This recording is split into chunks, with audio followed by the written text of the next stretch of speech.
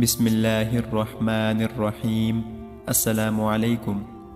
حضرت ابو موسیٰ اشعری رضی اللہ تعالی عنہ نے بیان کیا کہ ہم نبی کریم صلی اللہ علیہ وآلہ وسلم کے ساتھ ایک سفر میں تھے، اور جب ہم بلندی پر چڑھتے تو زور سے چلا کر تکبیر کہتے۔ اس پر نبی کریم صلی اللہ علیہ وآلہ وسلم نے فرمایا کہ لوگو، اپنے اوپر رحم کھاؤ، اللہ بہرا نہیں ہے اور نہ وہ کہیں دور ہے، تم ایک بہت سننے، بہت واقف کار اور قریب رہنے والی ذات کو بلاتے ہو۔ پھر نبی کریم صلی اللہ علیہ وآلہ وسلم میرے پاس آئے۔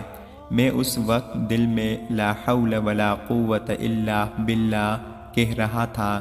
نبی کریم صلی اللہ علیہ وآلہ وسلم نے مجھ سے فرمایا، عبداللہ بن قیس، لا حول ولا قوت الا باللہ کہا کرو کہ یہ جنت کے خزانوں میں سے ایک خزانہ ہے۔